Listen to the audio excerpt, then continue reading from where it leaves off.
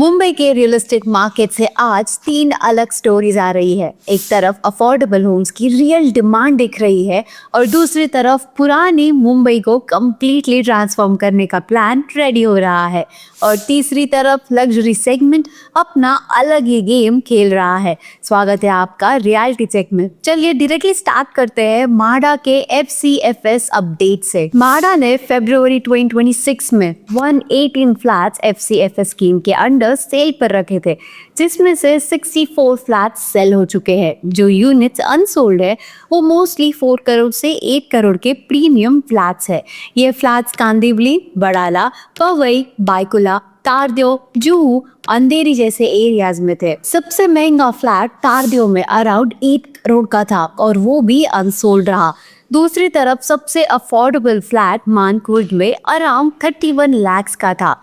अब यहाँ एक बहुत इंपॉर्टेंट सिग्नल छिपा हुआ है। अगर आप मिडिल क्लास बायर हो तो ये न्यूज़ क्लियरली दिखाती है कि एक्चुअल डिमांड लोअर और मिड प्राइस होम्स में ज़्यादा स्ट्रॉन्ग है, नॉट नेसेसरीली प्रीमियम इन्वेंट्री में। तो आप घर लेना चाहते हैं लेकिन बजट के अंदर, इसीलिए अफोर्डेबल यूनिट्स क्विकली सेल हुए जबकि हाई टिकट होम्स अनसोल्ड रहे।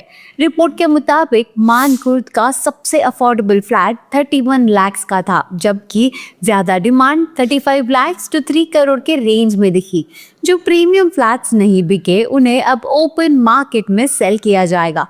आपके हिसाब से माडा को ज़्यादा फोकस अफोर्डेबल होम्स पर करना चाहिए या फिर प्रीमियम इन्वेंट्री भी रखनी चाहिए?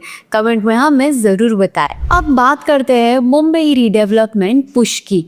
सीएम देवेंद्र फडणवीस जी ने कहा है कि सिटी में around 1000 acres land cluster redevelopment के लिए ओपन किया गया है।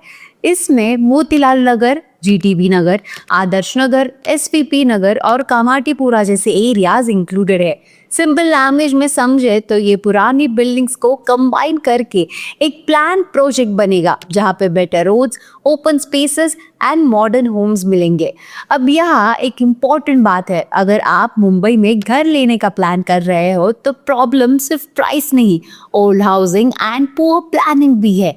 रीडेवलपमेंट का रियल बेनिफिट ये है कि आपको सेम लोकेशन में बेटर लाइफस्टाइल मिल सकता है और मिडिल क्लास फैमिलीज के लिए ये और इम्पोर्टेंट हो जाता है क्योंकि उन्हें सिटी के बाहर शिफ्ट हुए बिना अपग्रेड मिलता है। साथ ही PDD चौल प्रोजेक्ट में लगभग 15,000 फैमिलीज को 500 स्क्वायर फीट होम्स मिलने वाले हैं। मतलब ये सिर्फ रीडेवलपमेंट नहीं, एक लाइफस्टाइल ट्रांसफॉर्मेशन है।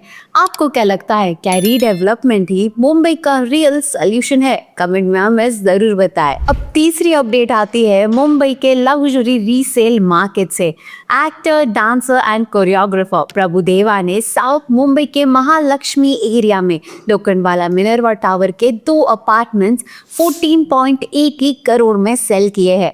डॉक्यूमेंट्स के मुताबिक ये 2 flats 32nd and 33rd floor पर थे। हर फ्लैट अराउंड 1295 स्क्वायर फीट का था, यानी total area around 2590 square feet हुआ। डील 13 मार्च 2026 को रजिस्टर हुई और इसमें 4 पार्किंग स्पेसेस भी इंक्लूडेड थे। इंटरेस्टिंग बात यह है कि ये फ्लैट्स उन्होंने 2012 में 14.45 करोड़ में परचेस किए थे। मतलब हेडलाइन बड़ी है, टावर आइकॉनिक है, लेकिन नंबर्स ये भी दिखाते हैं कि लग्जरी मार्केट में हर डील ह्यूज प्रॉफिट नहीं देती और ये पॉइंट कॉमन बायर्स के लिए भी इम्पोर्टेंट है। काफ़ी लोग सोचते हैं कि प्रीमियम लोकेशन में फ्लैट लिया मतलब ऑटोमेटिक ह्यूज अप्रिसिएशन होगा, लेकिन रियल एस्टेट में timing, holding period, project history, position delays और मार्केट साइकिल सब मैटर करते हैं।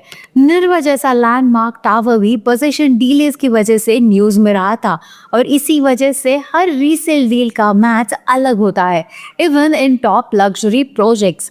आपके हिसाब से मुंबई में लग्जरी रियल एस्टेट ज़्यादा स्टेटस सिंबल है या फिर स्मार्ट इन्वेस्टमेंट?